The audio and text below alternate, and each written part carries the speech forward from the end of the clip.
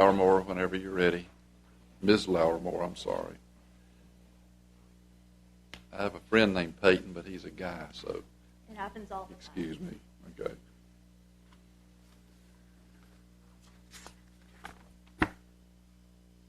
May it please the court. This case concerns a proposal that NTEU put forth at the bargaining table, which would give terminated probationary employees access to the negotiated grievance procedures in the Federal Service Labor Management Relations Statute, if and only if two conditions were satisfied. Number one, if the removal was in violation of law or statute, and number two, if a federal authority otherwise exists that can hear the probationary employee's removal case. In other words, our proposal, if incorporated into a collective bargaining agreement, would provide no new substantive rights to probationary federal employees. The primary focus of the authority's argument in this case, and of its decision below, is that NTEU's proposal conflicts with OPM's government-wide regulations in Part 315, Subpart H, as well as with 5 U.S.C. 3321. So let me explain why our proposal would not conflict with Part 315, Subpart H. Section 801 of Part 315, Subpart H establishes that the first year of service of an employee is the probationary period.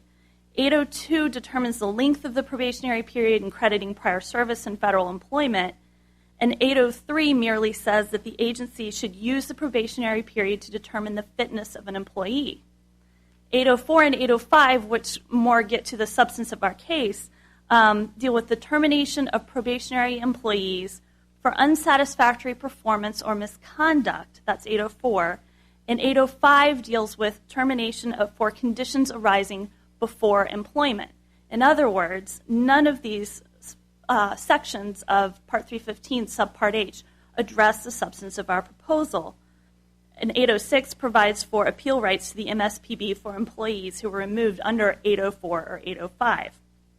Nothing in Part 315, Subpart H, precludes access to the negotiated grievance procedure. In other words, our proposal simply does not conflict with government-wide regulation, which is the primary focus of the authority's argument. What do you do about the two D.C. Circuit cases that have addressed this type of proposal? We believe that only NTEU 2 addresses a proposal that's similar to the proposal that was put forth in this case. In INS, the 1983 D.C. Circuit decision, the proposal in that case was very broad.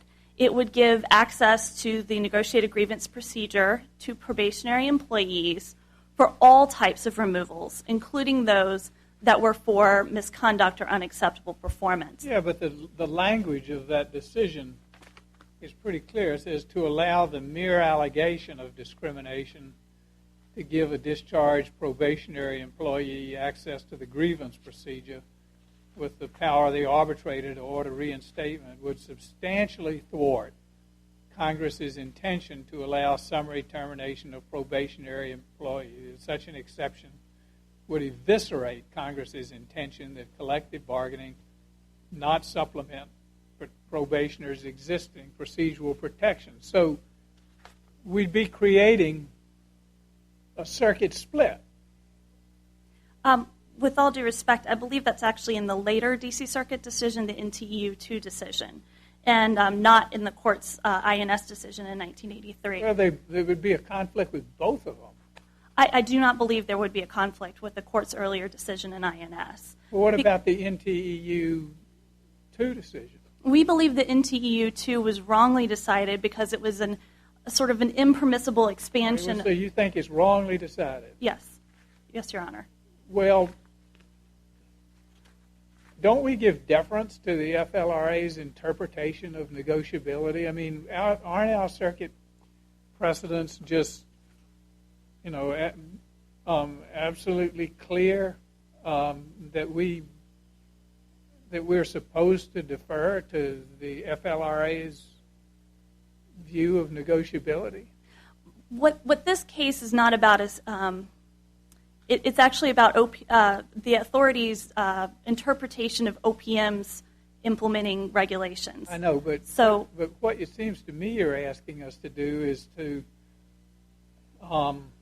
not to defer to the FLRA's decision as to what proposals are negotiable in collective bargaining, and you're asking us to create a circuit split, and you're asking us essentially to overturn nearly 30 years of FLRA precedent and case law and statutory authority, which has held that probationers can't grieve statutory violations. I mean, that's an awful lot to ask a circuit court to do, to create a split, not to defer to the agency's interpretation, which it's arguing before us, overturn 30 years of FLRA precedent, case law, and statutory authorization, and say that collective bargaining agreements essentially can supplant the regs and the statutes as interpreted by the relevant agency. And you can contest these statutory discharges in other ways. You can go before, in federal court, you can go before the Merit Systems Protection Board. The only thing you can't do is grieve them. There's a lot to respond to there, Your Honor. First of all, well, that's because there are a lot of problems. First of all, I do not believe that the authority is entitled to deference when it interprets another agency's implementing statute and regulations. And that's exactly what's going on in this case. The authorities interpreted OPM's regulations to conflict with our proposal. So we're talking about negotiability here. We're talking about whether something is negotiable in a collective, whether your proposal, the NTEU proposal, is negotiable in a collective bargaining agreement. And that's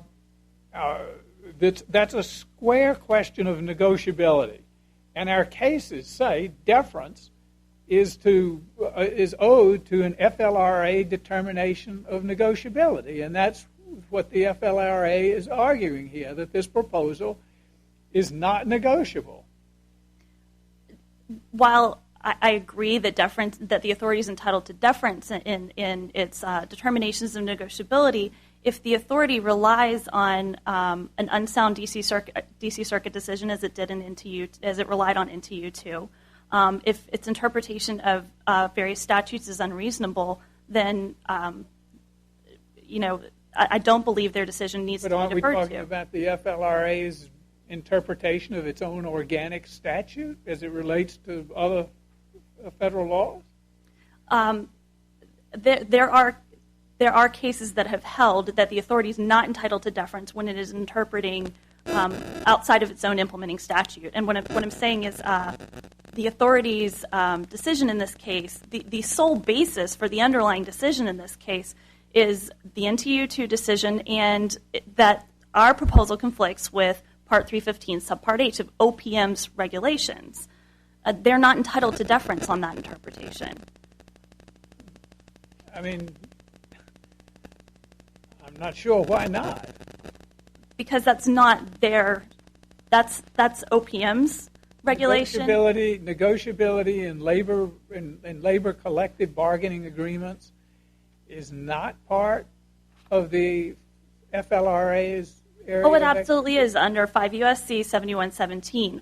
But what they did in issuing that negotiability decision was to interpret OPM's government-wide rule or regulation.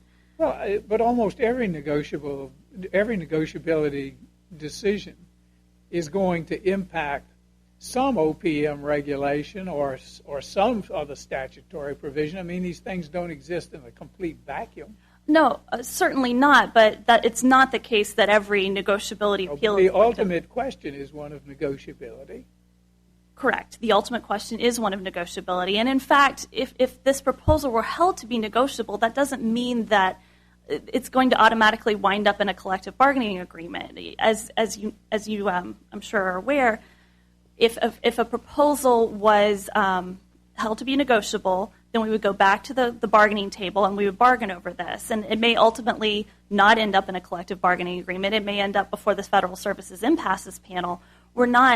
the result of today's decision is not that all of a sudden this is going to be in a collective bargaining agreement. It's just to say that, yes, this is something that the parties can negotiate over.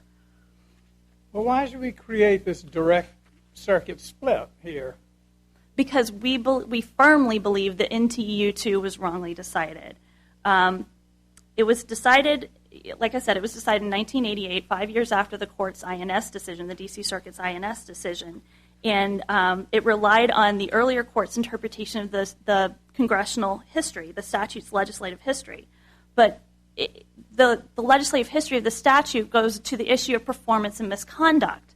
Our proposal would not create a route for probationary employees to appeal their removals that were based on misconduct or unacceptable performance. We do not take issue with the INS decision to the extent that it goes to poor performance and misconduct. What we're saying here is these are employees. What about the Seventh Circuit decision? Didn't the Seventh Circuit decision agree with the D.C. Circuit? No, the Seventh Circuit decision dealt with non-preference eligible accepted service employees and was actually subsequently overturned by statute in 1991. And so those non-preference eligible accepted service employees. Non-preference being probationary? No, Your Honor. These were, for example, attorneys or non-preference eligible accepted service employees in the federal service, whether they're probationary or not. So that was a category of employees and non-preference eligibles that Congress determined would not have Chapter 43 or 75 appeal rights. I can find out in the OPM regulations where OPM has provided a right to grieve. Statutory violations. Well, the right to grieve is found in our statute, 5 U.S.C. 7101 at SEC. The right to grieve is in 5 U.S.C. 7121. And 5 U.S.C. 7121C actually has a very broad definition. That's a general provision. What we're talking about here are regulations that apply particularly to probationary employees. The specific generally controls the general.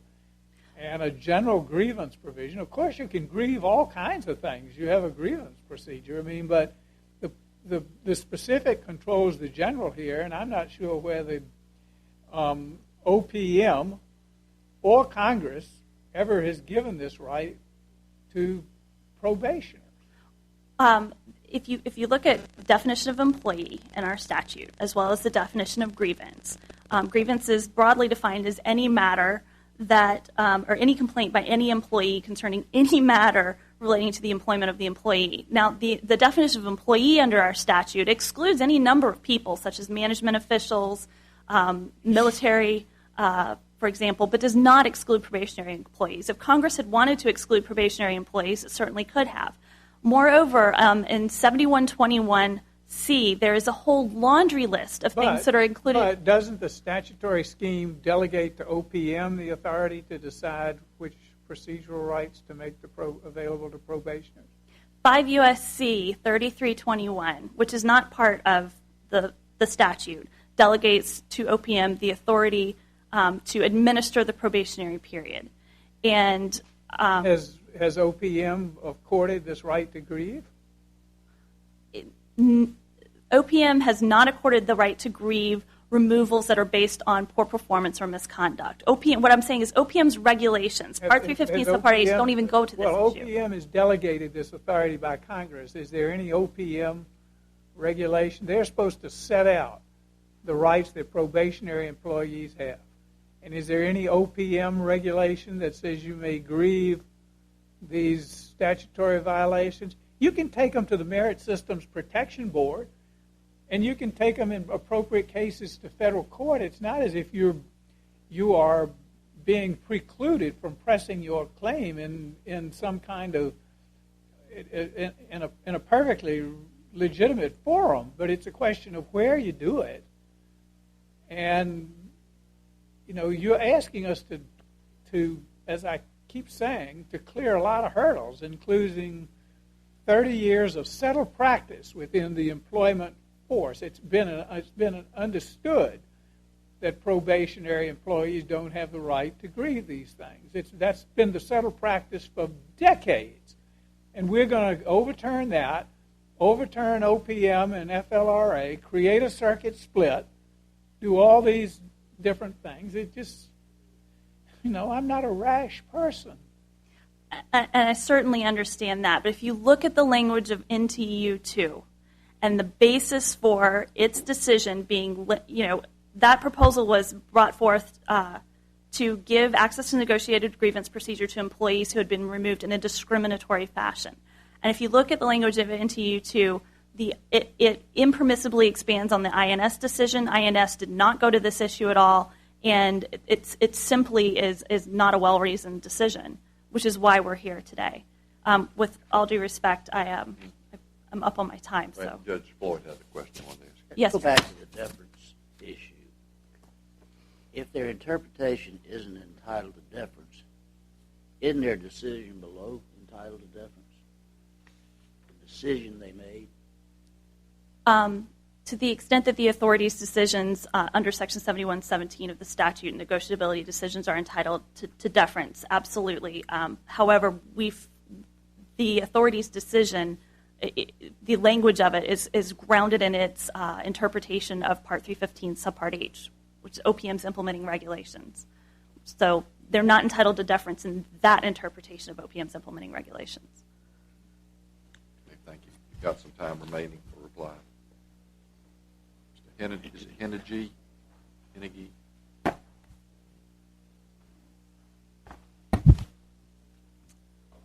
May it please the Court.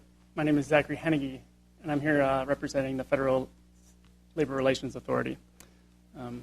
As discussed, the union here is attempting to overcome nearly 30 years of precedent. The authority, the Federal Labor Relations Authority, has consistently found that a union proposal allowing a probationary worker to grieve terminations is non-negotiable. Since 1983, when the D.C. Circuit in the INS case made its decision overturning an FLRA ruling, since that point, we've consistently found that a proposal allowing a probationary employee access to the grievance procedure is non-negotiable. Probationary employees have limited rights. They don't have the right to the grievance procedure, and they don't have the right to arbitrate terminations, specifically, in the case of terminations and removals. Where do these rights, where do we start the analysis here? It starts in 7117, 5 U.S.C. 7117. There is a duty to bargain, to be sure. Agencies and unions where there's a representative must sit down, they must bargain in good faith. But the first section of 7117, A1, describes limitations on that duty. An agency is not required to bargain over allowing a probationary employee access to the grievance procedure. Why? Because they don't have to, under A1, negotiate over something that's inconsistent with federal law or government-wide regulation. And here we're talking about, as the union recognized, the authority decided, we're talking about what derived from 5 U.S.C. 3321, and that set up that there will be a probationary scheme, and it gave the president, through OPM, the responsibility to issue regulations. They issued those regulations, 5 CFR 315 subpart H. Specifically, 315 section 806 provides very limited rights for the probationary employee. Since the Civil Service Reform Act, 78, well before that, probationary employees didn't have any rights. After a series of changes, finally we get 806 where they're allowed minimal rights, and that's to certain discriminatory actions that are taken against them involving partisan politics or marital status. And it also involves Part C of that 806 section if the agency doesn't follow very limited notice procedures that come out of 803 and 804, or 805, excuse me. To get to one of the central concerns here is NTEU 2. The union states that NTEU 2 was wrongly decided. But NTEU 2 squarely rested its case on the basis of its earlier decision, INS.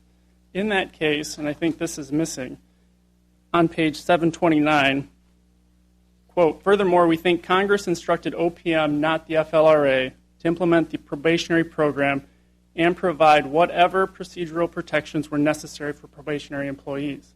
They did that in 315 subpart H. Congress provides specific rights for the probationary employees, set up the probationary system. They gave the responsibility to OPM to then decide procedurally what they're allowed, and OPM did that. They're not allowed anything extra.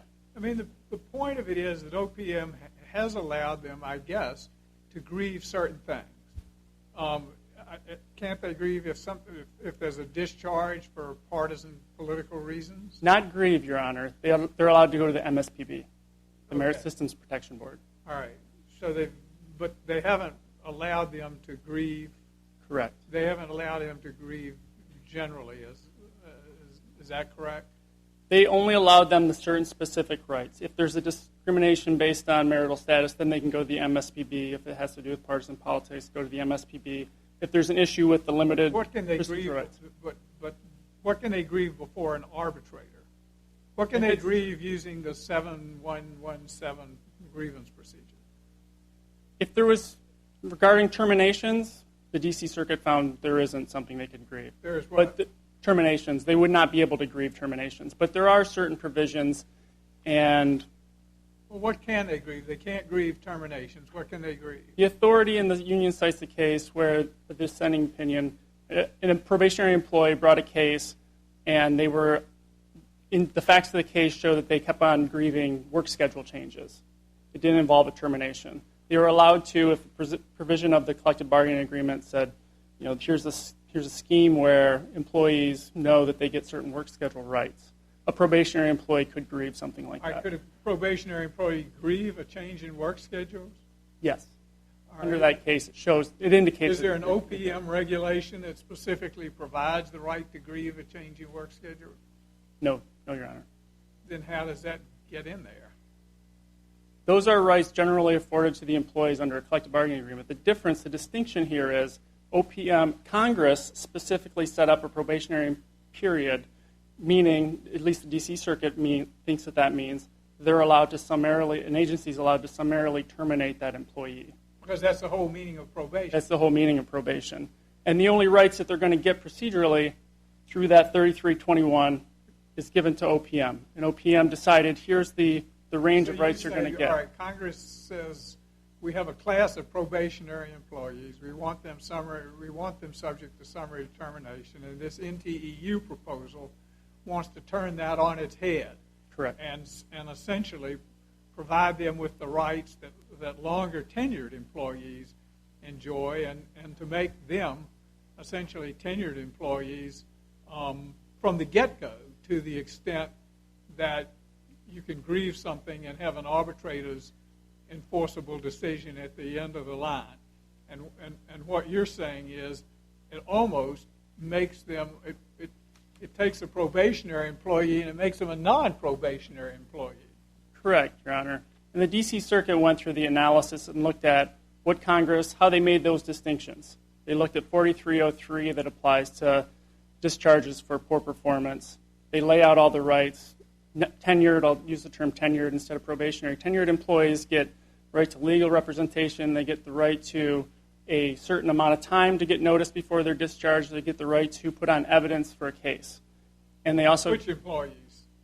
Tenured employees. Is that what tenured, yes. Tenured. And in that section, 4303, Congress specifically excluded probationary employees from that opportunity. The same thing happened in 7513, 5 U.S.C. 7513, where adverse actions to make an agency more efficient, if an adverse action is taken against a tenured employee, they get the range of rights, and they specifically said probationary employees do not get those rights. Congress has set up a scheme. The legislative history shows that the same set of rights that tenured employees get are not to be afforded to probationary employees. They say that you're not due any deference on the determination of negotiability here. What do you say in response to that? On deference and negotiability, we absolutely have. The authority has. I think the union recognizes that. D.C. Circuit, the Third Circuit, and at least one other circuit has said that if the authority is looking at a non-statute, something outside of its statute, in this case the OPM regs, they're going to have to show that it's sound and that it's reasonable. there's an interplay between what the authority is looking at with its statute here, and it does deserve deference for negotiability issues. When it's interpreting what a separate regulation outside of the statute, then it's a situation of soundness and reasonableness. But in all of these situations, I mean, the FLRA in determining negotiability is going to very often look at OPM regulations. I mean, the two agencies sort of interlock. To a large degree, that's correct, Your Honor. I think that and you're dealing with this on a regular basis. Correct. I think the very straightforward question would be if a union made a proposal regarding, say, management rights, 7106, and that's all the authority was looking at to determine whether something was negotiable. That's within the confines of its statute, and there the full deference without any other qualification would be due to the authority. Well, the bottom line is you're looking at a negotiability question on something you do all the time. That's correct. And it's not a particular, I guess your basic point is that Congress has delegated this authority to OPM, and OPM has not provided in its own regulations the right to grieve. That's correct. Not only did they not provide it, they provided the mechanism. Either Congress says you get these rights, or in this situation, if you're a probationary employee, they said through 3321, OPM, you define what that's going to be, and OPM did. And they didn't give more. They said, here's the universe of what you're going to get, unless Congress specifically, obviously, stated that you get additional rights. For instance, federal employees' right to challenge discrimination claims through the agency, through 42 U.S.C. 2000E-16. Probationary employees, because Congress afforded them those rights, have the right to challenge those situations.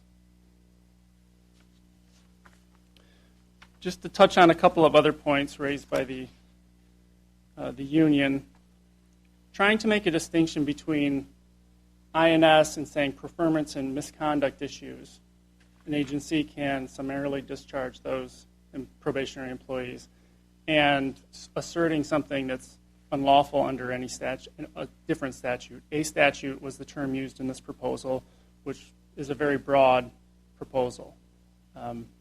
Making that claim that there's a distinction, I think we need to look at NTEU 2, where the court said a mere allegation would suddenly put those probationary employees into that universe of being able to grieve. And they could do that every time.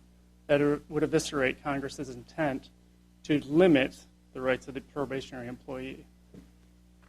As the D.C. Circuit looked to the legislative history in the Senate report, it is inappropriate to restrict an agency's authority to separate an employee who does not perform acceptably during this period, the probationary period. The Supreme Court echoed this language in the U.S. v. Fausto 1988 decision. Said the same thing. This is a recognized standard that agencies should have this right. They need to run efficient, effective services within their agencies, and the limits on probationary employees to challenge these terminations is clear.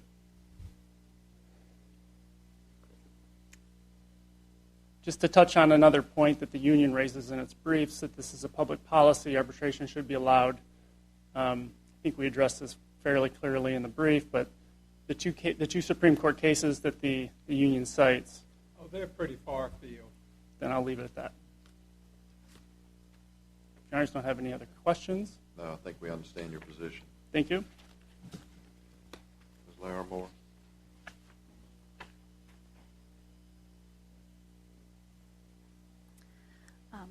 The union in this case is not asking for probationary employees to have rights under Chapter 43 or Chapter 75 to challenge their removals for poor performance or misconduct. This proposal has nothing to do with poor performance or misconduct. And the federal sector employers never have the right to summarily terminate an employee, probationary or not, in violation of Title VII, the Age Discrimination and Employment Act, or as if the agency has committed an unfair labor practice. What's wrong with the Merit Systems Protection Board and federal court? That's what everybody else does. Is if they if they're terminated in violation of a federal statute, they go to the EEOC and then they go to federal court. Why can't you do that? employees who are not probationary and who are covered by negotiated grievance procedures can file grievances over their removals that violate Title VII, the Age Discrimination Employment Act. It happens all the time. So what we're asking for is probation. But just across the country in the private sector, you've got people who, if they're discharged, most often what they do is they go to the EOC and they go to federal court. And here they're saying you're not shut out of anything. It's just you go to the Merit Systems Protection Board. But in the federal sector, Congress saw fit to provide the negotiated grievance procedure route for federal employees. I understand that, but Congress also delegated this authority to OPM to set rules for probationary employees. And we've all agreed this morning that the OPM rules don't allow you to grieve these things. They just don't. It's not there. The OPM rules, the Part 315, Subpart H, deals with employee removals for poor performance or misconduct or for conditions arising prior to appointment. They don't deal with the situation where a probationary employee has been removed discriminatorily or in an unfair labor practice. There's no positive ground. The positive ground is found in our statute at 5 U.S.C. 7103 in the definitions of employee and grievance and 5 U.S.C. 7121. Because the definition of things that are grievable, the list of things that are grievable in 7121 does not exclude these types of grievances. It excludes a whole host of things, but it does not exclude grievances of probationary employees where their terminations are in violation of statute. And I would also point the court's attention to the two earlier decisions of the Federal Labor Relations Authority that were issued prior to INS, where the authority said, yes, probationary employees can grieve these types of removals. So it's not the case that the authority has consistently held that such proposals are non-negotiable. Well, they've held that for the past 30 years. Correct, but the court's decision in INS actually originally overturned. Didn't that come down in 83? It did come down in 1983, yes, Your Honor. Why should we overturn 30 years of settled labor law? Our proposal here is not the proposal in INS. It's not even the proposal in NTEU 2, because in NTEU 2, the language of the proposal said that probationary employees should be able to grieve their removals that were discriminatory. But what it didn't do was limit those removals, limit those grievances. For 30 years, we've said it's not, the FLRA said it's not negotiable, and then all of a sudden, spoof, we say that it is. With all due respect, no circuit has considered this issue since the D.C. Circuit decided it in 1988. So it's not that there's this. It's clear, but you know, these things come up before the D.C. Circuit much more often than they do before any other court. So that's not particularly surprising. Well, we firmly believe that the D.C. Circuit was wrong in NTEU 2, and the reason why is because the congressional, the statutory history is very clear, and the INS decision is replete with references to poor performance or misconduct. The INS decision and the statutory history just don't address this situation. What difference does probationary status make if they have all the rights that non-probationary employees do? I mean, presumably the probationary status means something different from the status of a tenured employee. Well, certainly, and if a probationary employee fails to perform, he or she could be removed and not be able to challenge that removal. All we're saying is if a federal employer... Because you say, well, there's a summary dismissal, a failure to perform, and then you come back and say, well, it wasn't because of a failure to perform at all, it was because of a statutory violation, and there we're off to the races and you get to grieve it. So every dismissal for failure to perform will be artfully pled to be a statutory violation. With all due respect, Your Honor, unions have to invest energy, resources, time into pursuing grievances, and grievances don't get to arbitration until a union has decided that, generally speaking, it's going to have a reasonable chance of success on the merits. And even if it gets to that point, the arbitrator is bound by our proposal to apply the same law that the EEOC or the MSPB would apply. So we're not asking for the court to create any new substantive rights here. The rights already exist. What we're asking for is for the court to recognize that the negotiated grievance procedure covers these matters. Thank you. I'll ask the clerk to adjourn court, and then we'll come down and greet counsel.